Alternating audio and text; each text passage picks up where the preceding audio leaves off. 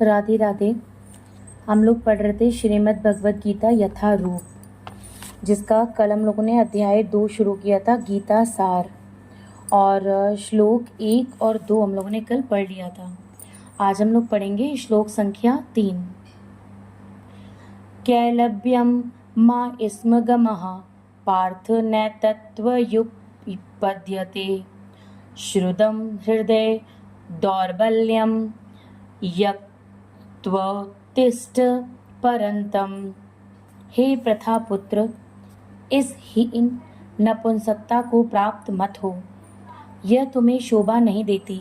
हे शत्रुओं के दमन करता, हृदय की शुद्र दुर्बलता को त्याग कर युद्ध के लिए खड़े हो।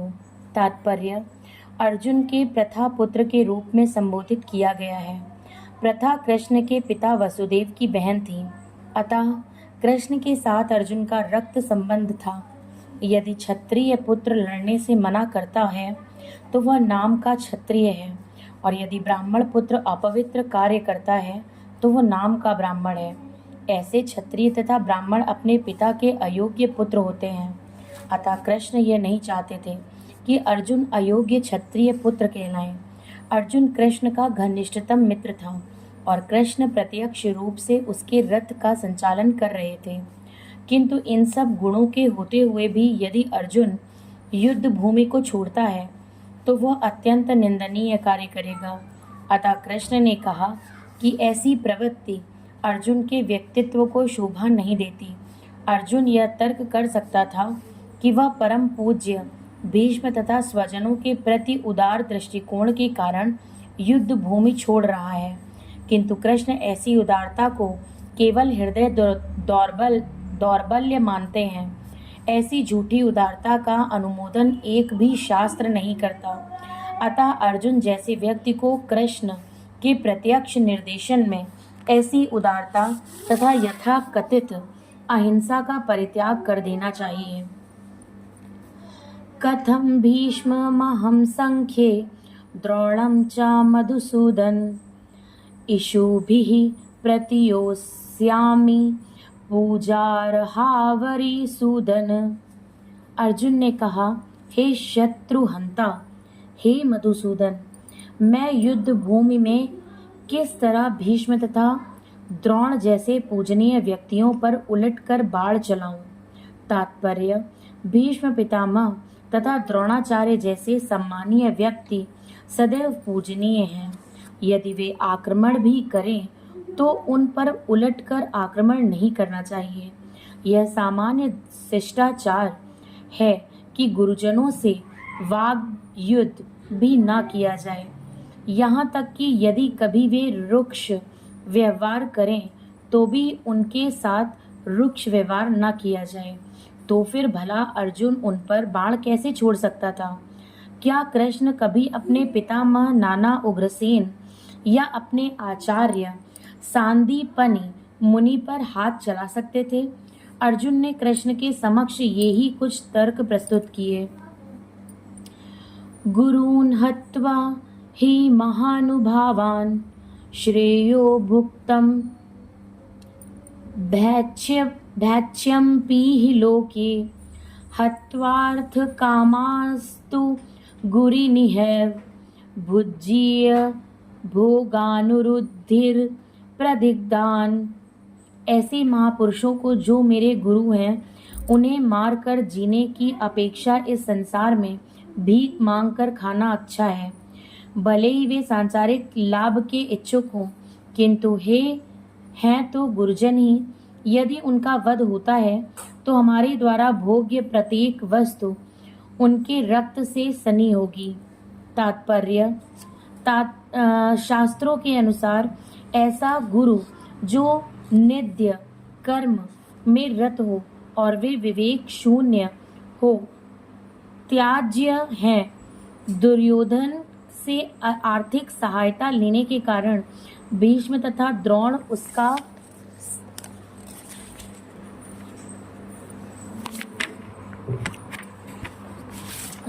उसका पक्ष लेने के लिए बाध्य थे।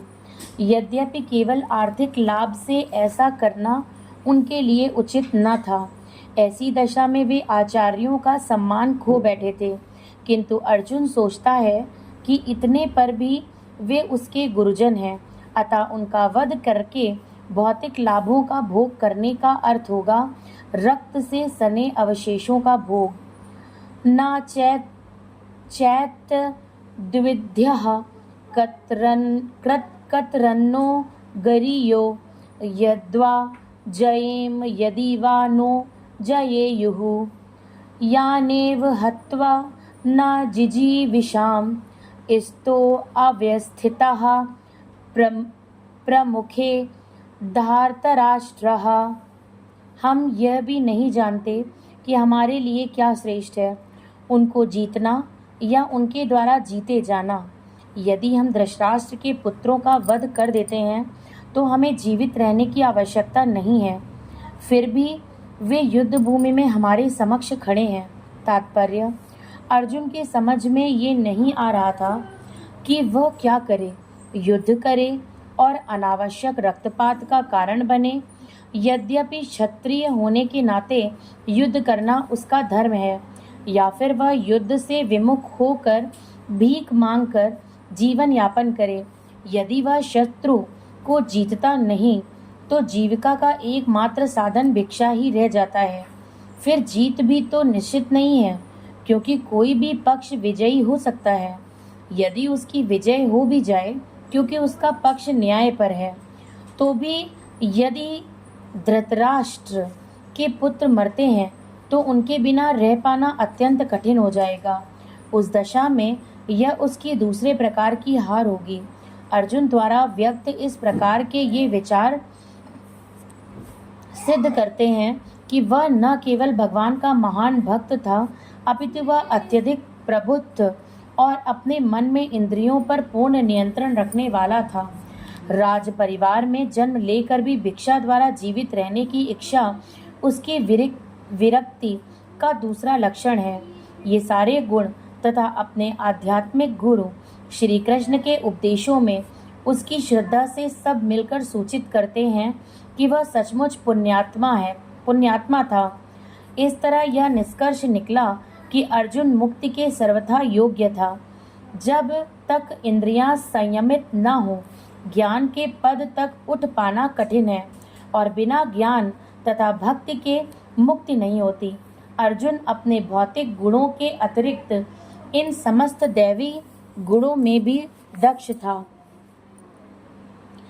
कार्पण्य दोषोपहत स्वभावः प्रक्ष्यामि त्वां धर्म सम्मूढ़ चेताः यक्षेयः स्यान्निश्चितं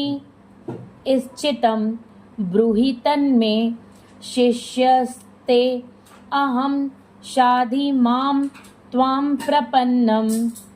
अब मैं अपनी कृपण दुर्बलता के कारण अपना कर्तव्य भूल गया हूँ और सारा धैर्य खो चुका हूँ।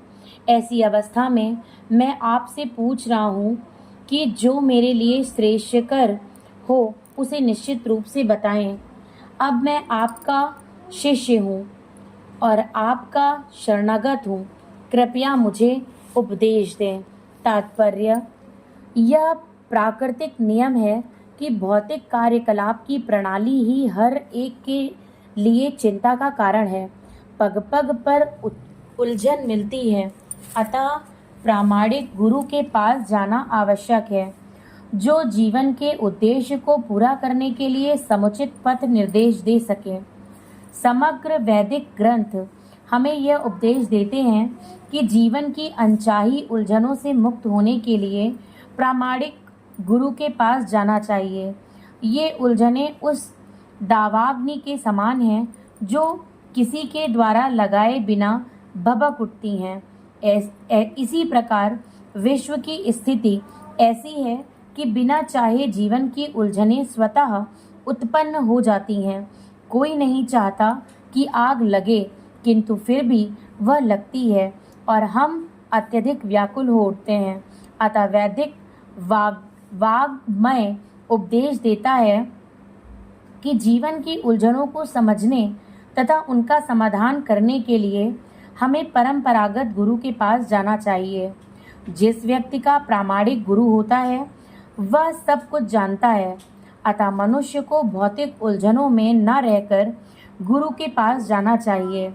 यही इस श्लोक का तात्पर्य है। आखिर भौतिक उलझनों में कौन सा व्यक्ति पड़ता है? वह जो जीवन की समस्याओं को नहीं समझता। बृहदारण्यक उपनिषद में व्याकुल या व्यग्र मनुष्य का वर्णन इस प्रकार हुआ है। यो वा इतदक्षरं गाग्र्य विदित्वा लोकात्प्रेति स कृपणः। कृपण वह है जो मानव जीवन की समस्याओं को हल नहीं कर और आत्म साक्षात्कार के विज्ञान को समझे बिना कुकुर सुकुर की भांति इस संसार को त्याग कर चला जाता है। जीव के लिए यह मनुष्य जीवन अत्यंत मूल्यवान निधि है, जिसका उपयोग वह अपने जीवन की समस्याओं को हल करने में कर सकता है। अतः जो इस अवसर का लाभ नहीं उठाता वह कृपण है। ब्राह्मण इसके विपरीत होता है, जो इस शरीर का उपयोग जीवन की समस्त समस्याओं को हल करने में करता है। या एतदक्षरं गार्गी विदित्वा इस्माल्लोकात् प्रैति स ब्राह्मणः। देहात्म बुद्धि वश कृपण या कंजूस लोग अपना सारा समय परिवार, समाज, देश आदि के अत्यधिक प्रेम में गवा देते हैं। मनुष्य प्रायः चर्म रोग के आधार पर अपने पारिवारिक जीवन अर्थात पत्नी, बच्चों तथा परिजनों में आसक्त रहता है। कृपण यह सोचता है कि वह अपने परिवार को मृत्यु से बचा सकता है, अथवा वह यह सोचता है कि उसका परिवार या समाज उसे मृत्यु से बचा सकता है। ऐसी पारिवारिक आसक्ति निम्न पशुओं में भी पाई जाती है, क्योंकि वे भी बच्चों की देखभाल करते हैं। बुद्धिमान होने के कारण अर्जुन समझ गया था कि पारिवारिक सदस्यों के प्रति उसका अनुराग तथा मृत्यु से उसकी रक्षा करने की उसकी इच्छा ही उसकी उलझनों का कारण है। यद्यपि वह समझ रहा था कि युद्ध करने का कर्तव्य उसकी प्रतीक्षा कर रहा था, किंतु कृपण दुर्बलता कार्पण्य दोष के कारण वह अपना कर्तव्य नहीं निभा रहा था। अतः वह परम गुरु भगवान कृष्ण से कोई निश्चित हल निकालने का अनुरोध कर रहा था। वह कृष्ण का शिष्यत्व ग्रहण करता है। वह मित्रतापूर्ण बातें बंद करना चाहता है। गुरु तथा शिष्य की बातें गंभीर होती हैं और अब अर्जुन अपने मान्य गुरु के समक्ष गंभीरता पूर्वक बातें करना चाहता है। इसलिए कृष्ण भगवद गीता ज्ञान के आदि गुरु हैं और अर्जुन गीता समझने वाला प्रथम शिष्य है। अर्जुन भगवद गीता को किस तरह समझता है यह गीता में वर्णित है। जो भी मूर्ख संसारी विद्वान बताते हैं कि किसी को मनुष्य रूप कृष्ण की नहीं बल्कि अजन्मा कृष्ण की शरण ग्रहण करनी चाहिए, कृष्ण के अंतः तथा बाह्य में कोई अंतर नहीं है। इस ज्ञान के बिना जो भगवद गीता को समझने का प्रयास करता है वह सबसे बड़ा मूर्ख है। आज हम यहीं पे विराम लेंगे। कल श्लोक संख्या 8 से वापस शुरू करेंगे। राधे राधे।